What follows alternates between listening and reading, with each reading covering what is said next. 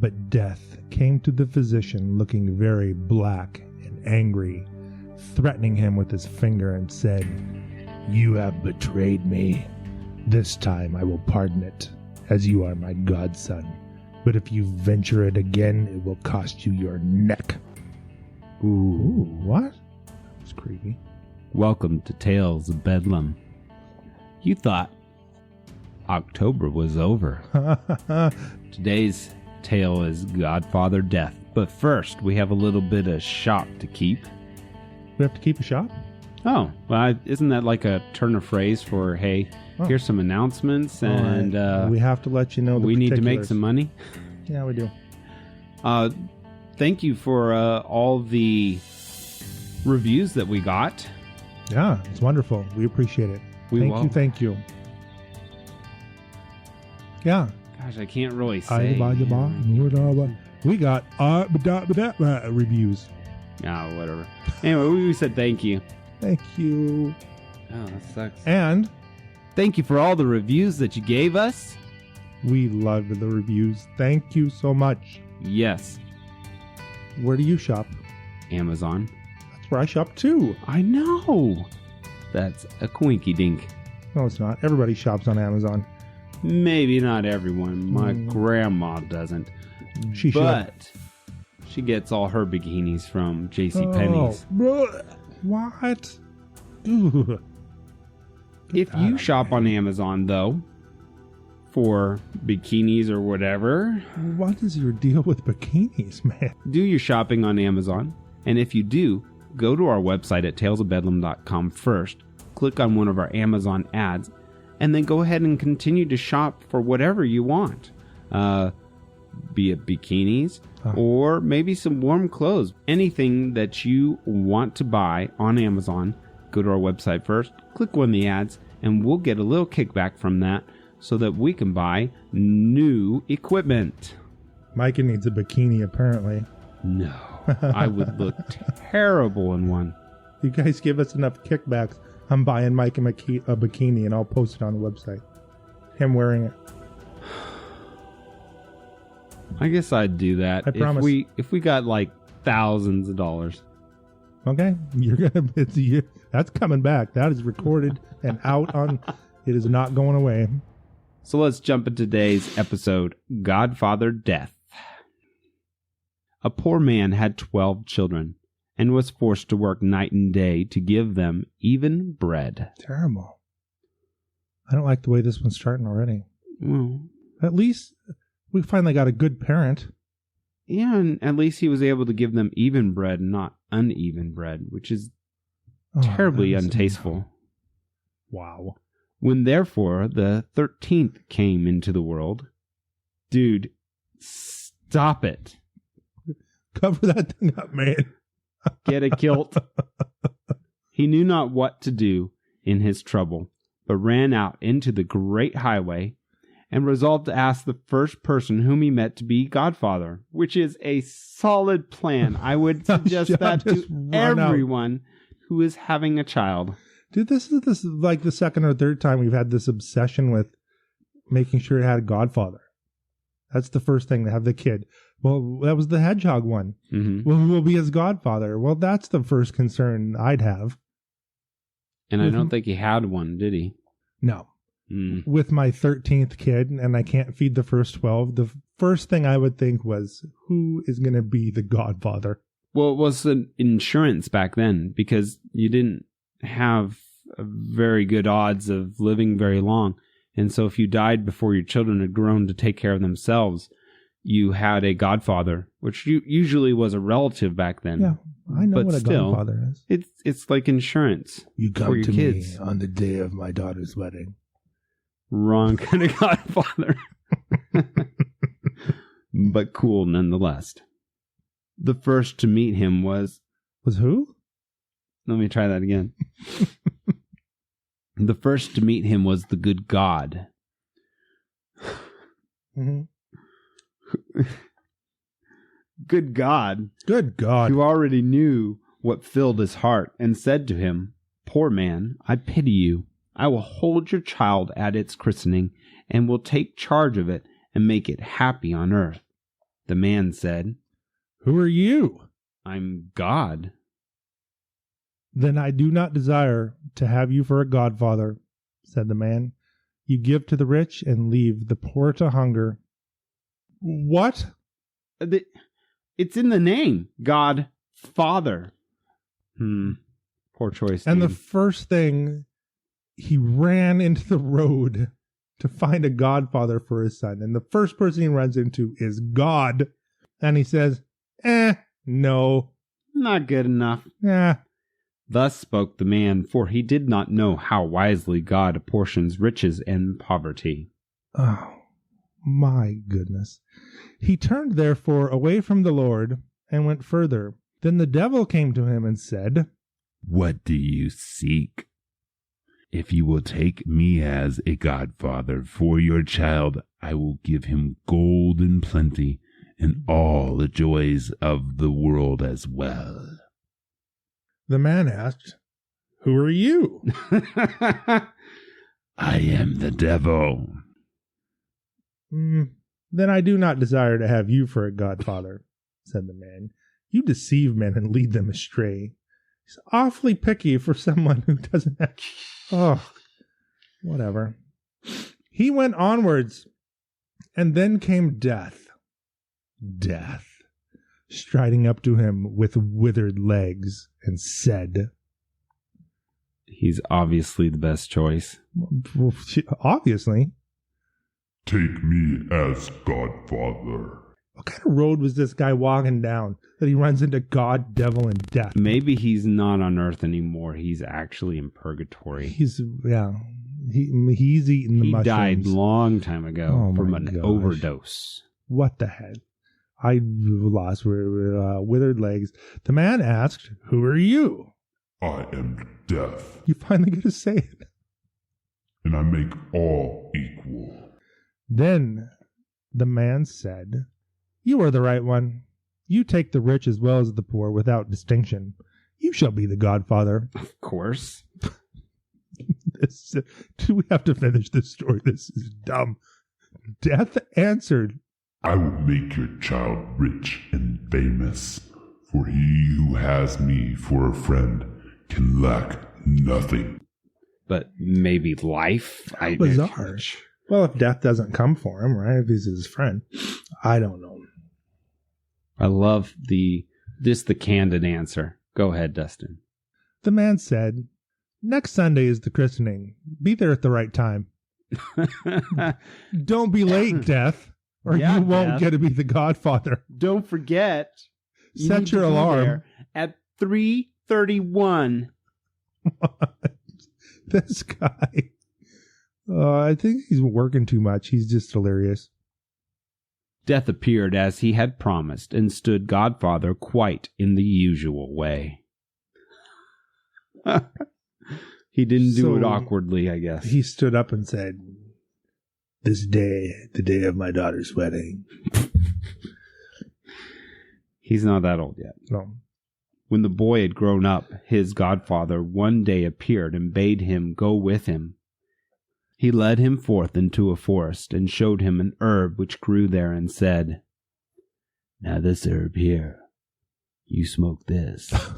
It's not that kind of herb.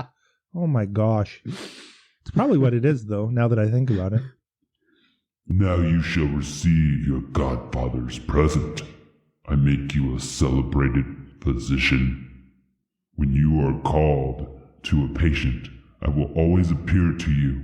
If I stand by the head of the sick man, you may say with confidence that you will make him well again. And if you give him one of this herb, he will recover. But if I stay by the patient's feet, he is mine, and you must say that all remedies are in vain, and that no physician in the world could save him. But beware of using the herb against my will, or it might fare ill with you."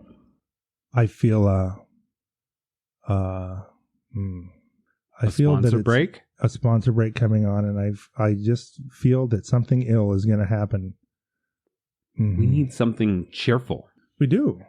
Something not so deathy. Oh, this is a good one. Oh, this is my favorite one. Is this the swag one? Swag. We love swag. How would you like to own your very own Tales of Bedlam swag? I mean, who wouldn't? We have great news. The great overlords of Bricklebrit Inc. have decided to make our swag available to everyone. You can get t-shirts, coffee mugs, tote bags, hoodies, stickers, even adorable little onesies in a wide variety of sizes and colors right from our website. Well, unfortunately, you can't get adult-sized onesies. Anyway, Tales of Bedlam swag is great for any occasion and is a great way to show your support and help us spread the word of our earth-changing podcast to everyone you know. Mom will love our hoodies to snuggle up with while she listens to her favorite podcast. In her bikini. What? Dad can enjoy his morning commute listening to his favorite podcast, Tales of Bedlam, with a hot cup of coffee in his Tales of Bedlam travel mug. In a bikini? What? No, that didn't fit there. Nice. Junior and Juniorette will be the talk of their schools with their favorite colored Tales of Bedlam t-shirt. Mm-hmm. Get my son one. How can he get all this wonderful swag, you might ask? Just go to our website, talesofbedlam.com, and click on the big swag button at the top. It's just that easy. Oh, you'll have to provide a credit card or debit card. Right, well, you have to pay for it. Nothing to it. Easy peasy, lemon squeezy.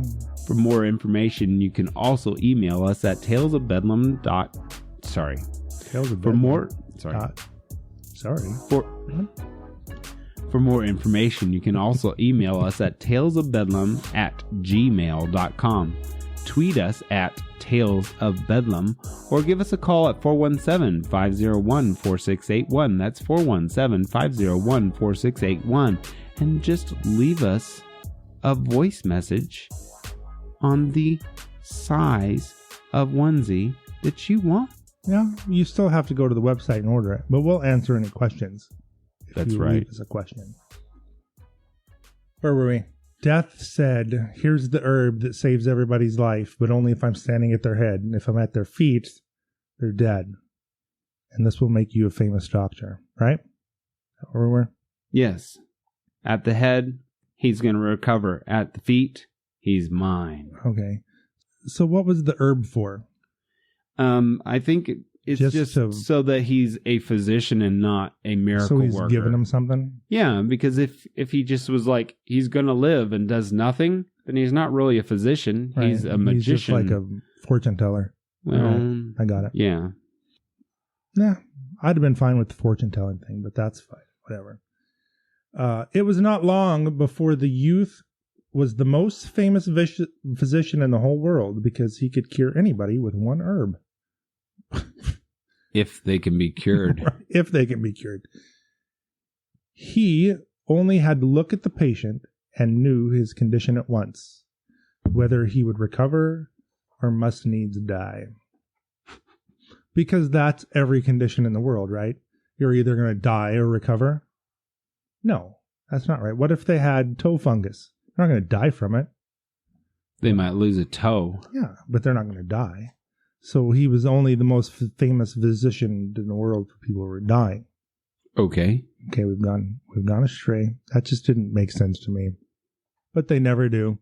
I wonder what the end of this one is like. And then he dug a hole in the ground and a gopher came out and a rabbit ran by and said, I'm late, and ran down a hole. No, that's Alice in Wonderland. Oh, wow, you never know what's coming at the end. Anyway, recover or must needs die. So they said of him, and from far and wide people came to him, sent for him when they had anyone ill, and gave him so much money that he soon became a rich man. Nicely done. Now it so befell that the king became ill. Oh, the king. And the physician was summoned, and was to say if recovery were possible. But when he came to the bed, Death was standing by the feet of the sick man, and the herb did not grow which could save him. So the herb only grew if he was standing by his head? He just didn't carry the herb around? I just think that means that there isn't anything that can save him if death is standing by the sick man's feet. Being too literal, apparently. If I could but cheat death for once, thought the physician, he is sure to take it ill if I do, but as I am his godson, he will shut one eye. I will risk it. He therefore took up the sick man and laid him the other way. Well, that was nice. He thought that through, so that death was now standing by his head. Then he gave the king some of the herb, and he recovered and grew healthy again. But death came to the physician looking very black and angry, threatening him with his finger, and said, You have betrayed me. This time I will pardon it, as you are my godson. But if you venture it again, it will cost you your neck, for I will take you, yourself, away with me. Wow. It seemed an awfully convenient loophole that all you had to do was turn the guy around in bed. Death's not going to stand for it. Why didn't Death just walk to the other side of the bed? Death's not going to lay down and take it. All right. Soon afterwards, the king's daughter fell into a severe illness. King's daughter, I bet she's beautiful. She was his only child, and he wept day and night, so that he began to lose the sight of his eyes. And he caused it to be made known that whosoever rescued her from death should be her husband and inherit the crown. Nice. When the physician came to the sick girl's bed, he saw death by her feet. Ruh-roh. Oh, crap. He ought to have remembered the warning given by his godfather. He ought to have remembered that. But he was so infatuated by the great beauty of the king's daughter. Told you she was pretty. You called that. And happiness of becoming her husband, that he flung all thought to the winds. Oh, hormones. Every time. He did not see that death was casting angry glances at him. Casting them. Angry. He was giving him the stink eye. That he was raising his hand in the air and threatening him with his withered fist. He just didn't notice that Death was waving his hands. Don't do it. Don't do it. No. Not very bright, this one. No. He raised up the sick girl and placed her head where her feet had lain. Then he gave her some of the herb, and instantly her cheeks flushed red, and life stirred afresh in her. When Death saw that for a second time his own property had been misused, he walked up to the physician with long strides and said, All is over with you, and now the lot falls on you. That's very ominous. And seized him so firmly with his ice-cold hand that he could not resist, and led him into a cave below the earth. Uh-oh. That can't end well. Dragged into a cave below the earth by Death. He should have watched The Godfather in the movies. He'd have known how this was going to end. There he saw how thousands and thousands of candles were burning in countless rows, some large, some medium-sized, and others small. Every instant some were extinguished and others again burnt up, so that the flames seemed to leap hither and thither in perpetual change. That was some great literary devices going on there. I liked it. See, said Death. These are the lights of men's lives. The large ones belong to children, the medium ones to married people in their prime. Or unmarried, maybe. The little ones belong to old people. But children and young folks likewise have often only a tiny candle. Wait a minute. So he said the large ones belong to children, and then he said children and young folks have a tiny candle. All right, whatever. Well, maybe because they're not going to have a very long life, Dustin. Well, so some of the children's were small, but some of them might have... Oh, I understand. But it just seemed confusing that he said children's were big and then some children's were small. Show me the light of my life, said the physician, and he thought that it would be very tall. Death pointed to a little end which was just threatening to go out and said, Behold, it is there. Oh, dear Godfather, said the horrified physician, light a new one for me. Do it for love of me, that I may enjoy my life, be king, and the husband of the king's beautiful daughter. I cannot, answered Death. One must go out before a new one is lighted. This is some very complicated stuff going on here.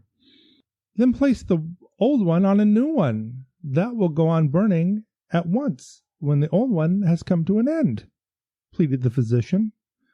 Death behaved as if he were going to fulfill his wish, and took hold of a tall new candle, but as he desired to revenge himself, he purposely made the mistake in fixing it, and the little piece fell down and was extinguished. Jerk. Immediately the physician fell on the ground, and now he himself was in the hands of Death. Dead. He's dead. He screwed over Death and got his just reward. I applaud Death because he warned him twice. 2 times. And he looked right at him and still did it with Death's withered hand shaking at him. Gave him angry eyes. Do it. Yeah, he got angry eyes and was shaking finger. Don't do it. And he did it anyway. Yes. All because of hormones. He could have had any girl he wanted. He was rich anyway. Right. He didn't need to have the king's daughter. There's kings with daughters wandering around in forests all over the place. All the time. And hedgehogs Just found get a new him. one. Yeah. Why not him? He's a rich, young, sexy physician. Was that in there? No, I just added that. I don't know. He's probably pretty small. I was guessing that he was probably pretty smoking hot. I don't know where that came from. Well, if all the princesses are always the most beautiful in the land, why not the guy too? He's not a prince. He's Death's godson. He's probably just hideous and withered. I don't know. I bet you that if they made a movie of this story, he would be smoking hot. Ooh. You think Brad Pitt would be in it? No, he's too old. No. Brad's getting old. He's We're not getting old. Mm-mm. You gotta be someone new and young. What the heck? I'm smoking hot. Fine.